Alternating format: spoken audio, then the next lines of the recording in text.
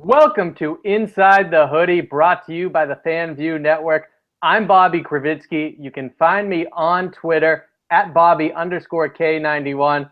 Alongside me, as always, is that handsome devil, Jeff Kane. You can find him on Twitter at JeffKane78. And of course, you should be following the show on Twitter, Inside the Hoodie, at ITH_FV.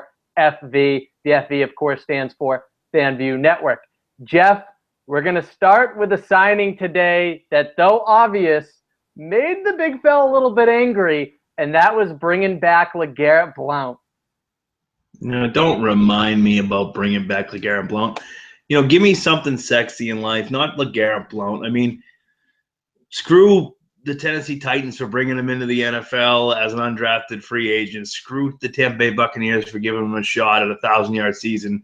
Screw Greg Schiano for trading him to the Patriots, and screw Le'Veon Bell for being better than LeGarrette Blount was, so he got cut by the Steelers and came back.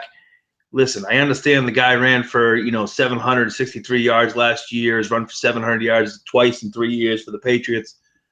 He's just so one-dimensional. When he's on the field, it's not a pass. And if it is a pass, it's a play-action pass. I understand it's a one-year deal. You bring him in, he knows the system, but all he's going to do is take up reps from a young, developing running back that they could draft in the second, third, or fifth round. They don't have a fifth rounder, so screw the fifth round. Trade pending. We'll see what happens. Jeff, I agree with you, but at the same time, he had a solid season last year. He was just fine for them. However, my big concern is LeGarrette Blount is a player who is known to have success against lighter defensive fronts and then disappear when you need him to show up against the more stout front sevens, like the Denver Broncos in that 2013 AFC Championship, when it was apparent from the first time he touched the ball that he wasn't going to be able to have success, and the Patriots weren't going to be able to rely on the ground game to help get it done that day.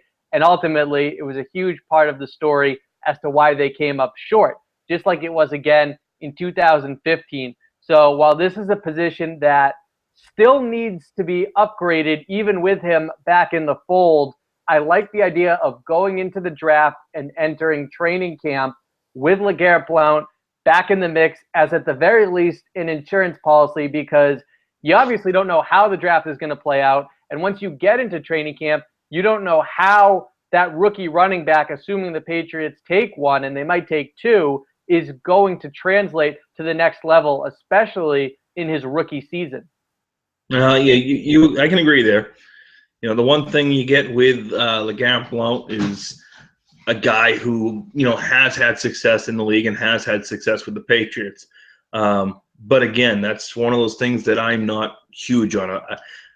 You got a guy that's now going to be on the wrong side of 30, never been fleet of foot. And you hit the nail on the head with the fact that he does not, run well against stacked fronts. And that's all that you have to do. I mean, I understand that the Patriots now, with the signing of Martellus Bennett and Rob Gronkowski, that they can go out in 12 personnel and possibly run out of that position, and hopefully that'll allow more dime packages and let LeGarrette Blount run against that. But at the same point, what do you got? You got a guy who just isn't an every down back, and I've been saying it for years, ever since Corey Dillon left here. You need an every down back. I hate this big back, little back thing. Bring me that every down back. Especially with the Patriots taking a step to once again become less predictable with Martellus Bennett in the fold, whereas last year you have Michael Williams out there, you know what's coming, and if you have Scott Chandler out there, you also are able to pick up on what the Patriots are going to run. You know that it's going to be a pass play with Chandler, a run with Williams. So at least having Bennett on the opposite side or even next to Gronk makes it less predictable. They'll also get a fullback once again in the backfield, whether that's James Devlin, if he can return to form, or if they end up, because of roster spots, deciding to rely more on Clay Harbor in that role. But ultimately, the running back position itself needs to be upgraded. Too many of the backs on the current roster are pass catching backs, they're sub backs. So hopefully that gets addressed in the draft and gets upgraded from including the now most recent running back to enter the fold in LeGarrette Blount. Let's transition, Jeff, to a position that you like a lot, not as much as the running game, but you can relate to the big uglies up front. So let's start by breaking down the ones on the roster as it stands today. That is Nate Solder, who missed the majority of last season. He figures to once again return as the starting left tackle. Then you have Sebastian Vollmer, who can once again play his natural spot at right tackle, followed by Marcus Cannon, LaAdrian Waddle, and Cameron Fleming. What do you make of that group? I don't hate it. I don't love it. I've always been a big proponent of Nate Solder. I think he is a very good left tackle. He stepped in his rookie year, played a little tight end, played right tackle, played left tackle, and once Matt Light retired, has been a phenomenal replacement for Matt Light. You really could not ask for a better replacement. He's very much like Matt Light. He's no, all-star left tackle, but he's consistent every single week. He's going to come out there. He's going to play well for you. He's going to have a little hard time with the speed rushers, but at the same point, he's going to, be able to play in the running game, the passing game, and block well both ways. Sebastian Vollmer, to me, he's just too injury prone. Ever since, he was drafted in the second round of 2009, he's just been an injury risk for the New England Patriots. Does not play well on the left side. We saw that this season. He's a right tackle, and he's 32 years old. So, and he's in the last year of his contract. So, it's time to draft someone that can take the spot of Sebastian Vollmer. I like LaAdrian Waddle. I like what I saw out of him in the brief time that he was with the New England Patriots after getting claimed from the Detroit Lions. I like what I saw. Bigger body. Started some games at right tackle in the spot. Would not be surprised to see him unseat Sebastian Vollmer this year at the right tackle position. I think he's the type of player that can have that kind of impact on this team. Marcus Cannon, I don't understand why he's still on this team. Huge cap hit. I guess bringing back Dante Scarnecchia is huge for Marcus Cannon because Cannon played very well at right tackle in 2013 when Sebastian Vollmer went down with a broken leg in the sixth game of the season. So I look at that. It's not too bad. And Cameron Fleming, he's nothing more than a camp body, practice squad guy who, was rushed into duty last year because of all the injuries. Yeah, as far as Fleming goes, and we'll gloss over him quickly for obvious reasons, just don't think he has the necessary athleticism or quickness to have success at this level. Maybe in a different system on another team that changes, but haven't seen it in New England. And even with Scarnecchia back in the mix, there's only so much he can do. Nate Solder, to me, you nailed it right there with his strengths and what his shortcomings are.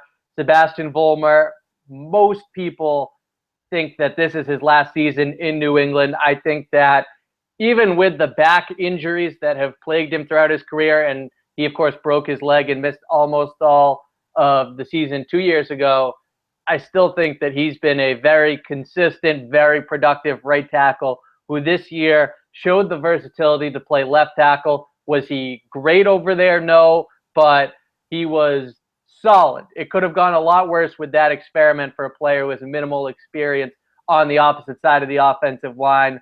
So I think he held down the fort the best he can. Marcus Cannon, personally, I would like to see that be the spot they upgrade. They don't need a swing tackle as much as they need someone who they can draft and develop into replacing Vollmer next season as a starting right tackle while LaAdrian Waddle serves as a backup at left tackle. But again, Jeff, you talk about Vollmer's injuries. Waddle was fine when he got thrown into the fire here, but then in that Jets game, He doesn't play all that much, still manages to get himself hurt. He's got more of an injury history than Sebastian Vollmer, despite not being in the league as long. So that was disappointing to me that he not only got hurt, but couldn't give it a go against Miami. So we'll see this training camp how the Patriots feel about him and how much they feel like they can rely on a player who has an injury history. It's a huge part of the reason why they were able to get him from Detroit. It wasn't as much a question of talent as it was, can he stay on the field? We hear Bill Belichick say all the time, the best ability is availability. LeJayne Waddle has not really demonstrated that. Now, as we look to who might one day replace Sebastian Vollmer and who could take Marcus Cannon's spot this coming season, let's look at some of these offensive tackle prospects. We start with one of the biggest names on the board, LaRaven Clark, 6'5", 316 pounds from Texas Tech. Jeff, there are major concerns as to whether or not the former second-team All-American can hold up on the edge at the next level. Do you think he is better suited to slide inside, or would you like to see him be given a chance to hold his own as an NFL bookend? Well, the problem with Clark is just that there are so many concerns out there. Can he be that every down left tackle? And he probably started off as a right tackle in the NFL. In college, he started out at right guard before his final 3 years, turning around and playing at the left tackle position. Is one concern, big concern for him. He doesn't get beaten to the outside as much. He gets beaten to the inside. So is that something the Patriots can deal with? Because right now they allow, when the offensive line is healthy, you have a guy like Nate Soldier who can get beaten to the outside, but with good play at center, with Brian Stork, and good play at guards with both Jonathan Cooper and probably Shaq Mason, who I think are going to be the starters this year, two very athletic guards. I think you'd rather get beaten to the outside, where you can basically let Brady step up and throw the footballs, develop a pocket. If he's beat inside, that's going to open things up. I mean, if he's beat inside and a guy like Jonathan Cooper or a guy like Shaq Mason has to work off their left shoulder or their right shoulder, depending on where Clark is starting, then that's going to open up things in the A-gaps between the center and the guard for pressure to come up through the middle. And I'd much rather have pressure come up around the sides on Tom Brady, allowing him to step up in the pocket and complete the pass, than pressure up his face, which really makes Brady less of a accurate quarterback throughout his entire career, and especially in the last 7 or 8 years. We've seen a lot of times in the playoffs where they've been dominated the offensive line, and it's been up the middle. Now, last year was a little bit of a difference because Von Miller and DeMarcus Ware, ate them up on the outsides, but you also had Wolf, who got up through the middle a couple times on Tom Brady. And if you look back to 2013, no further than the newest Patriots in Pot Roast, who absolutely own Logan Mankins and really gave Tom Brady a hard time. He did, Jeff. When I look at LaRaven Clark, I see someone who has the physical tools that you look for in a top 10 pick. Where he needs to improve is his fundamentals and building a foundation. And that's where you rely on an elite offensive line coach like Dante Scarnecchia to groom him. He has elite foot quickness, 36-inch arms. He's got massive mitts, and scouts rave about his intellect.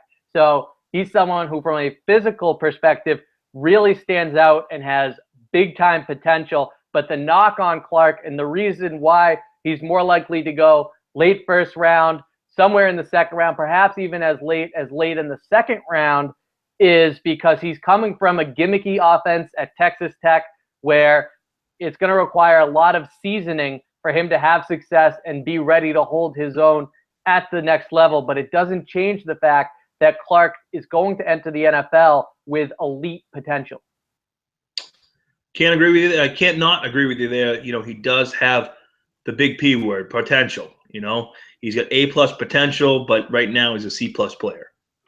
That's right. And so we'll see what team feels confident taking him and how early they take him. I personally would be ecstatic to see the Patriots get their hands on the big fella from Texas Tech.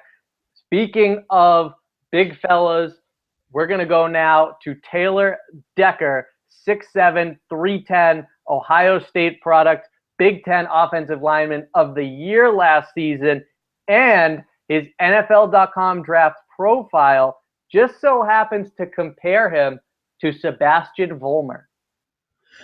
Here's where that pipeline might kick back up. We've always talked here about the Rutgers pipeline and Greg Schiano and the Ferenz pipeline when he was over at Fresno State. You remember a couple years ago when the Patriots drafted quite a few Florida players, Jermaine Cunningham, Aaron Hernandez, and then, of course, Brandon Spikes. And that was Urban Meyer's program down in Florida. Urban Meyer, of course, now the coach at Ohio State. Does this become the new pipeline? Is Ohio State, great team, conference champion last year. A year before, they won it all. This is a tackle that can play. A little bit better of a run blocker than he is a pass blocker, but you're right. He's got the physical tools. Big Ten Offensive Tackle of the Year, and it's the type of guy. He's mean, he's aggressive, and could really take to extreme coaching in New England under Dante Scarnecchia and Bill Belichick.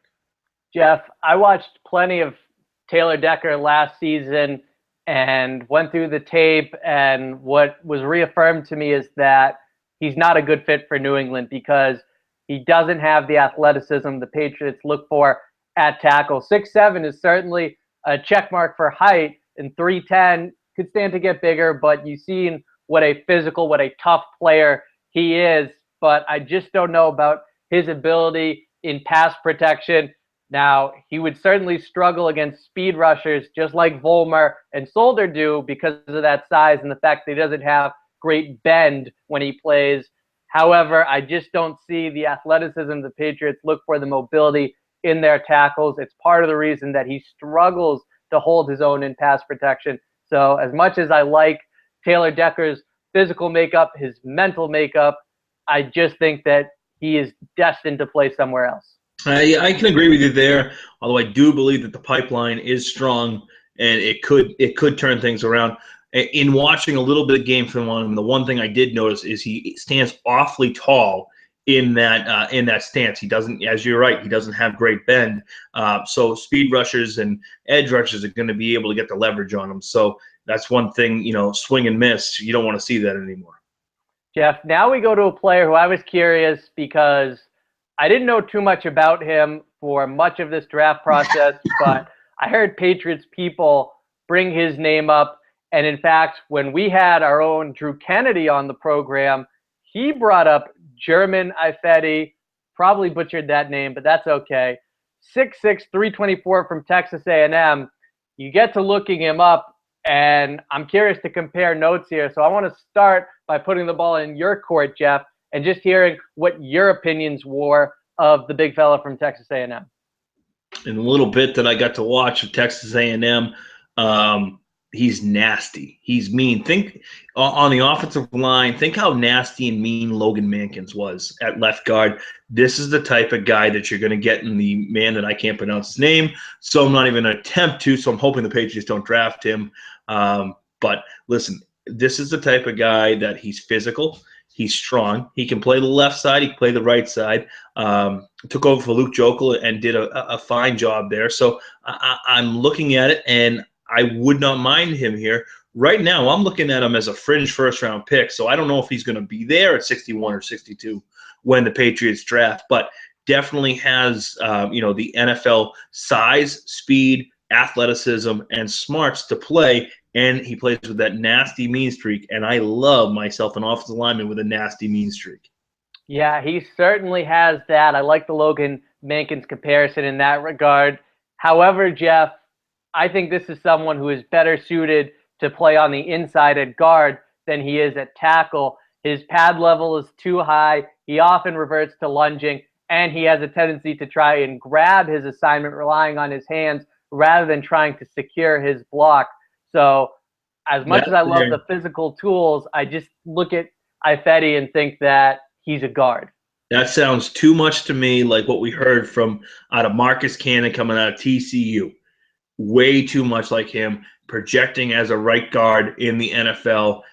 So you know what? all that nice stuff I talked about with the nastiness and all that stuff, take him off the board. Your scouting report there, Mel Kiper Jr., just told me that It's got to be the hair, right? it's definitely the hair. You told me that he is the next coming of Marcus Cannon. See you later. There we go. Deuces to Jermaine Ifedi. Now we're going to go back to the Big Ten, all the way over to Hoosierville in Indiana, where we're going to take a look at Jason Spriggs, 6'6", 301 pounds. Man, I don't like seeing that from a tackle. I don't care what level you are. 301 pounds for a tackle, not great. And on the plus side, he's a terrific athlete, but clearly, Jeff, this is a player who needs to add muscle to his frame, needs to also do a better job from a technical standpoint of recovering, being able to handle counter moves. But I do think that watching him play, if he's able to just live in the weight room and get the necessary strength and muscle, that he can play left tackle at the next level. Just because he's 301 pounds doesn't mean this guy doesn't have muscle, though, Bobby. 31 reps on the 225 bench press. That's unbelievable. Athletic, a sub-5 40 time for an offensive tackle. That's insane. Probably going to start off, again, right tackle side, but before long, wouldn't be too surprised if he can move over to left tackle. Does have the athletic ability, as we said, that the Patriots like. So this is a type of guy that you could see become a developmental tackle for the Patriots, a la a Nate Soldier, who I believe came out of college at 307 pounds. So we're not talking too much more there. And the weight is one thing, but the fact that, he turned around and did 31 bench presses at 225, that's really impressive. And again, I don't know why they time offensive linemen in the 40-yard dash, because they're never going to run 40 in their life. But the fact that he did it in sub-5, it's faster than number 12.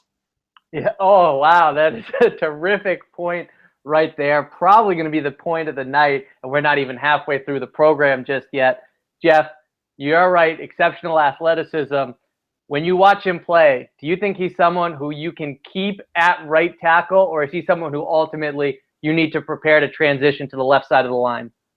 I think, the whole thing with him is you could definitely keep him at right tackle, especially, depending on what your plans are with Nate Soldier. He's got 2 years left on his contract. So if you're planning on making Nate Soldier, the next Matt Light and keeping him in New England for 10 years, then why not draft this kid, put him at right tackle, develop him at right tackle, have him spell Nate Soldier every once in a while, every third series, rotate him in and see things happen. But this is the type of guy that I think you could see a lot in the Nate Soldier build, with the fact that he is athletic. Don't forget, Soldier caught a ball, was a tight end at Colorado, caught a ball in the AFC Championship game, ran in for a touchdown. This is the same type of athletic tackle, so I wouldn't be too surprised if the Patriots did draft this guy, brought him in, developed him a little bit under Dante Scarnecchia, and then Scarnecchia turns him over to the next line coach, and he's a solid right tackle for the next 5 to 7 years. Spriggs is someone to keep an eye on come the draft. I also think this next prospect is as well from a Patriots perspective, and that's Kyle Murphy, a 6'6", 305-pound tackle from Stanford. So he's well coached. And while Bill Belichick doesn't have the direct connection with David Shaw that he does with the likes of Urban Meyer and Greg Schiano, this is someone who Belichick, like the vast majority of the football community, thinks highly of, and often you hear about those two coaches talking, Belichick gauging Shaw's opinion on some of his prospects. Pac-12 first-team All-American honors for Murphy, and according to his NFL.com draft profile page, one anonymous AFC general manager questioned whether he has the requisite athleticism to play on the left side or the strength to play on the right side. But when I watched him play, I thought that even though he was better at the left side than the right in college, I think you're looking at a player, Jeff, who, if given the time to develop and to bulk up, is going to be an effective right tackle. Well, the one thing he's got going for him, he's from Stanford, so he's smart. Okay, He's so wicked smart. Wicked smart kid, wicked smart. But he can pick up an NFL offense. But he is 6'6", 306 pounds. So like Spriggs, as you said, he's got to add some beef onto him.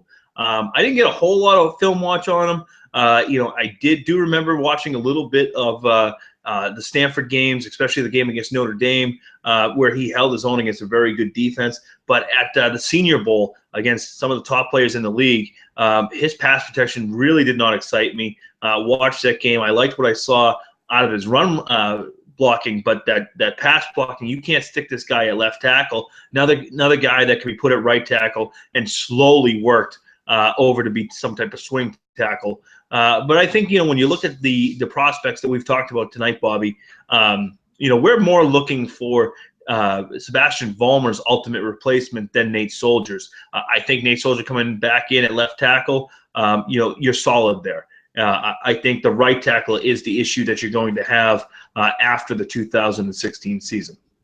Jeff, I completely agree. And looking at some of these prospects, I think the two names that we just discussed most recently, Kyle Murphy and Jason Spriggs, are arguably the best candidates to stick at right tackle at the next level. And so they're two guys, like I said earlier, to really keep an eye on as potential heirs to the throne at right tackle once Sebastian Vollmer moves on, which is likely to happen at the end of this coming season. Another player to keep an eye on who I think could fill that role is Joe Haig from little North Dakota State. Teammate of his, Carson Wentz, may go as high as number 2 in the draft. We'll see where Haig gets selected. 6'6", 304 pounds, so he could stand to beef up as well. He also needs some seasoning. His fundamentals, Jeff, really just so-so.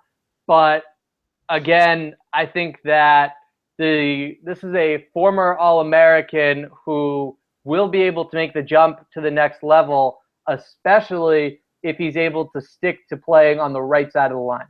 I couldn't disagree more, not only with this pick, but on the quarterback Wentz. They're both going to suck. North Dakota State. You're just hating on the program. Oh, dude, come on. North Dakota State. I mean, if we're talking hockey, maybe I'm excited about this, but we're talking football here. North Dakota State, I can't even think of anyone that they developed. I mean, South Dakota State gave us Adam Vinatieri left. North Dakota State, they're too close to Canada. They go play hockey. You know what I'm saying, man? But that's what I'm saying. North Dakota State would beat Tony Romo's alma mater, and look how he turned out. That's a pretty good quarterback. Yeah, no, it really isn't that good of a quarterback. If you think he's a good quarterback. He might not be elite, but he's a good quarterback. No, how many playoff wins does he have? 1. All right. Are you really going to sit here and say that he's bad? Forget elite or Hall of Fame or any of that stuff. You can't say that he's a bad quarterback. Serviceable. He's serviceable in the NFL. Billy Volek was serviceable. Tony Romo's a good quarterback. It's serviceable at best. Oh. I'm sorry. I got no love for Tony Romo. I mean, anyone can pass for 4,000 yards and 30 touchdowns in the NFL now when you can't even touch the guy. The wide receivers are allowed to free down the thing.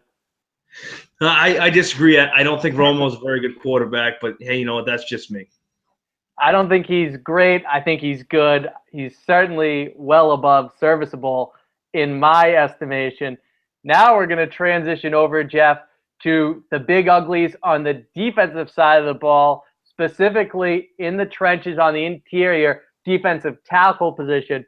Right now, the Patriots have a lot of bodies in Malcolm Brown, Alan Branch, Pot Roast, Dominique Easley coming off another season that ended on IR. They've also got Chris Jones coming back, who didn't play at all last season. They've got the Big Kitchen. They've got Kuhn, who they recently signed, and Joe Volano. A lot of bodies, serious question marks as to whether those last 3 and even 4 names, if you include Chris Jones, make the roster at all. What do you make of that hodgepodge the Patriots have at defensive tackle? Well, before we do that, can I just call you out? North Dakota State is not Tony Romo's alma mater. I said they would beat him. I said they would beat his alma mater. I'm sorry. I thought you said it was his alma mater. You got all excited. Slow your roll. Jimmy G played at the same school as Tony Romo, but still, Tony Romo sucks. But listen, when it comes to defensive tackle for the New England Patriots here, I don't think it is as big of a need. for the Patriots as some of the other positions. The swing tackle, the wide receiver, the outside numbers wide receiver, a third cornerback, a running back, as we talked about a couple weeks ago.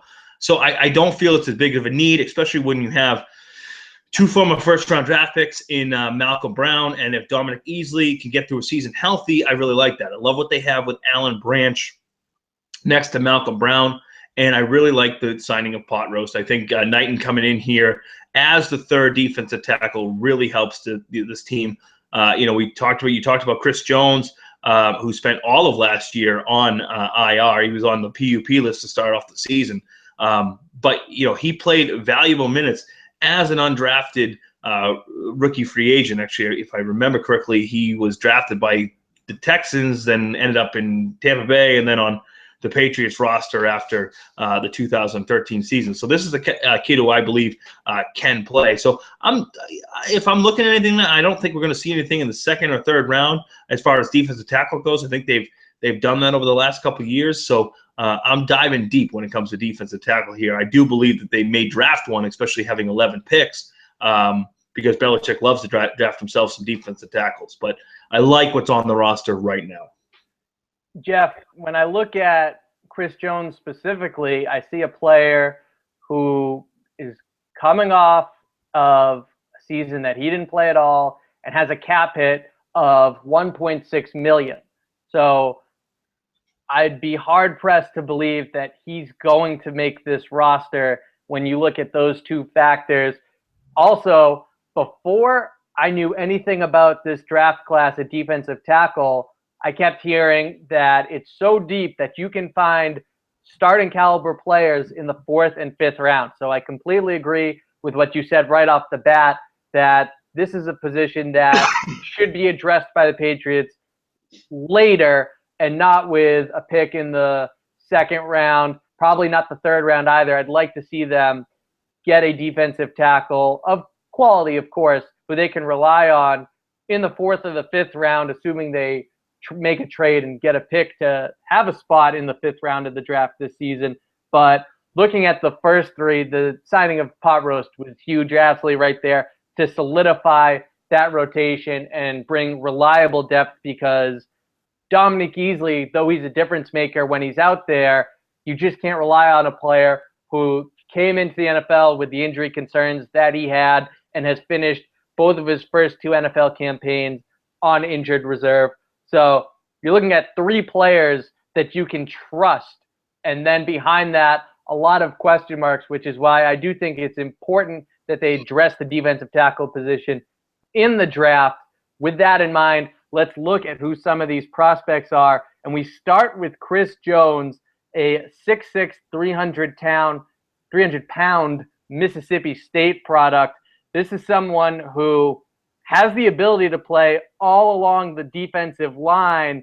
But to be honest, Jeff, I question his motor. He was very inconsistent, and watching him on tape, it reminded me of Rashid Hageman in that sense, a player with exceptional physical gifts, but one whose head isn't always screwed on straight.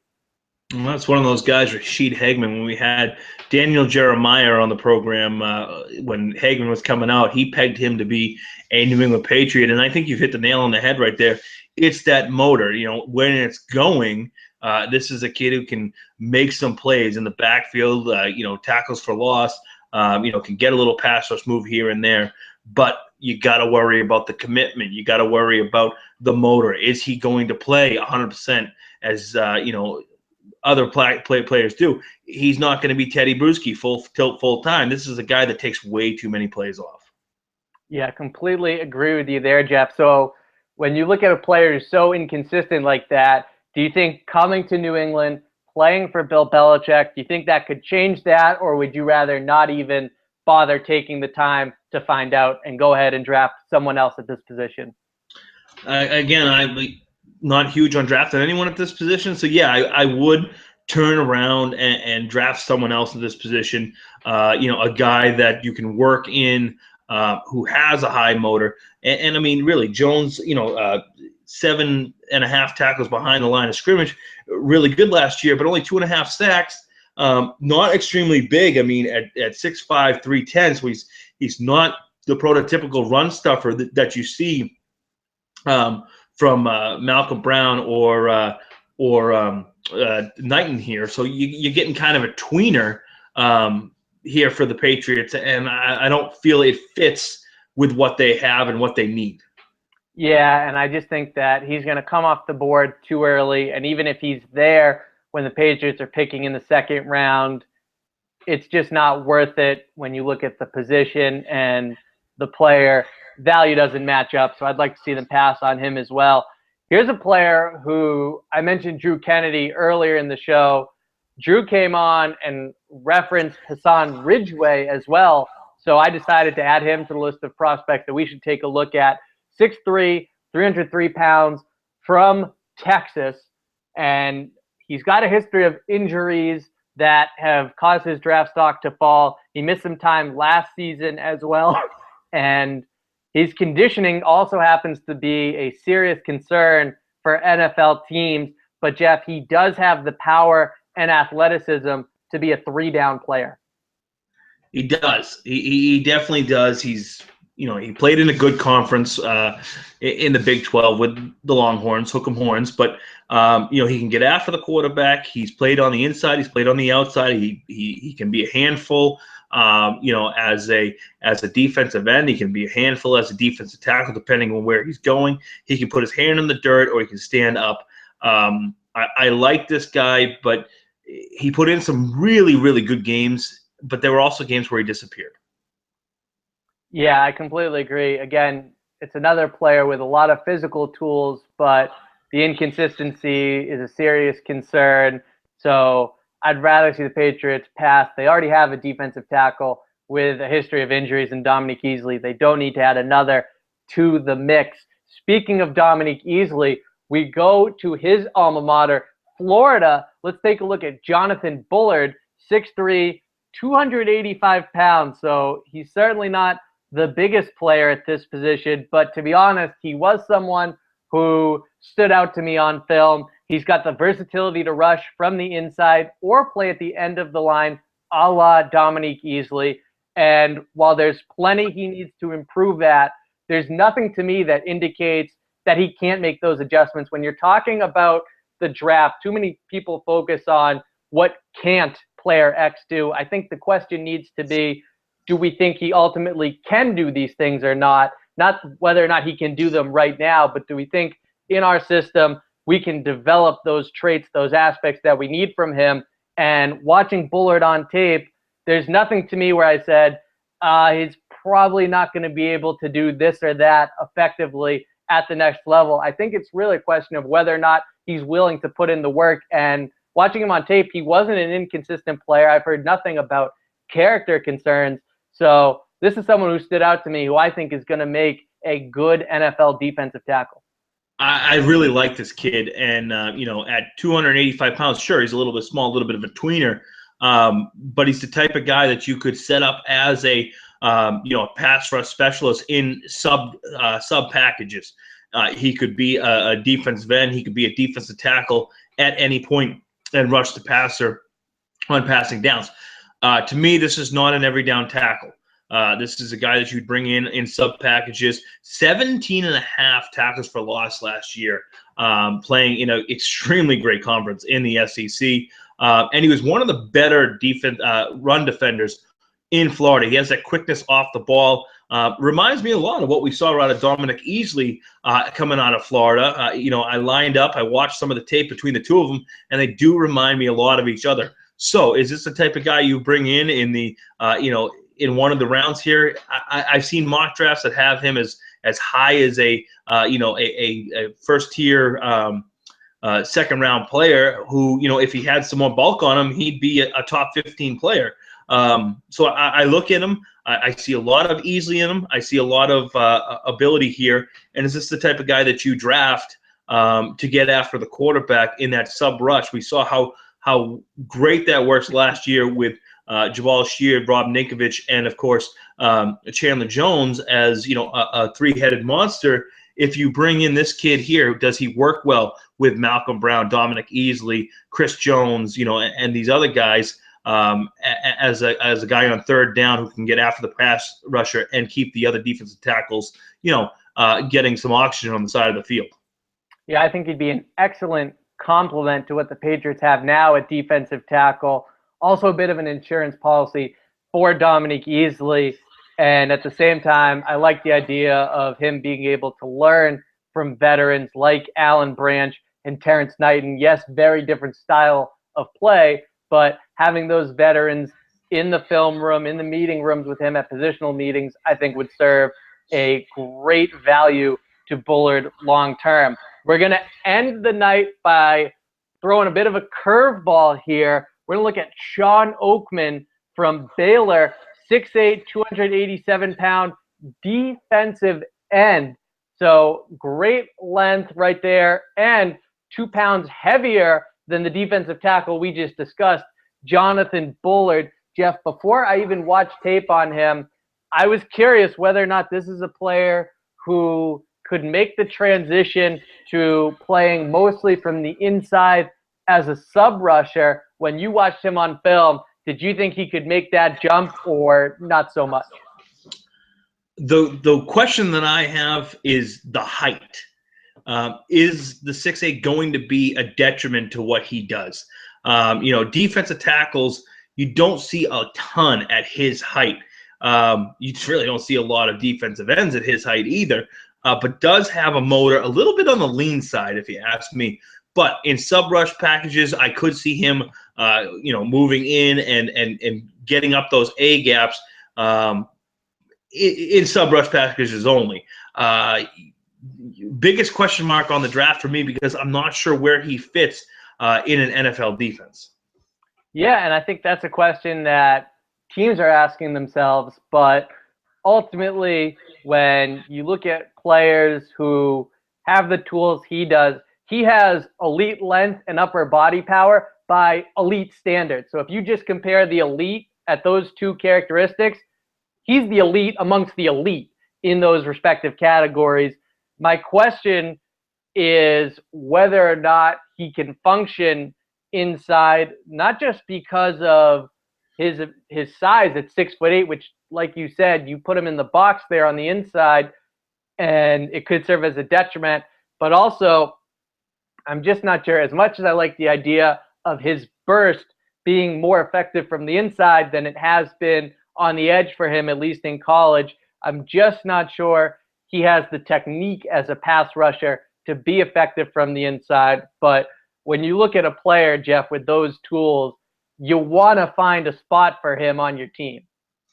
Oh, I can completely agree with you that you want to find a spot for them on your team because of what they do. But if we're sticking Baylor, let's look at that 400-pound tight end and put him in there and see what he can do.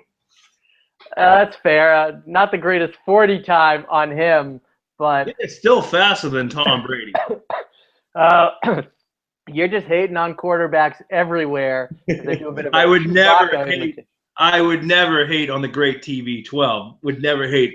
He is slower than death. Although, you know what? I will say at age 39 or going to be 39, he's got more wheels right now than he did back at age 22. It's quite impressive for the old man. And I can call him the old man because Brady will always be 1 year older than I am. Aha, there we go. That's one thing Jeff has on Tom Brady. So point to Mr. And that's Cage. about it.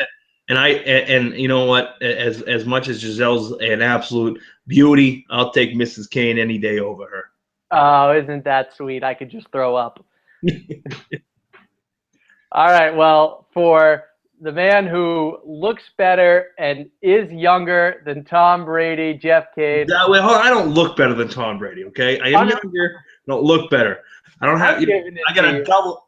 Dude, come on. I got a double chin, not a cleft chin. The chickies love the cleft. Jeff, the ladies want someone that they can get comfortable with when they're spooning, when they're snuggling. You're like a polar bear. You're great for that stuff. So I think you might be selling yourself short. Who knows? By the way, I just real quick, shout out to the guys at techmobowlers.org for this T-shirt. An 8-bit video game back from the Nintendo Entertainment System Tecmo Super Bowl. Shout out to the boys down at tecmobowl.org for this T-shirt here. Tecmo Bowl, greatest video game of all time. Really kicked ass, and that's all I got to say about that. I've never played the game. I heard that using Bo Jackson is essentially a cheat code, but there's no better player than Video Bo. Bo knows. Bo also knows. Bo knows everything. He even knows that we're going to sign off right now. The next time we'll be coming to you live on Periscope will be next Tuesday night, 9 p.m. Eastern. Be sure to keep it locked right here. Thanks for listening. Have a good night and have a great week.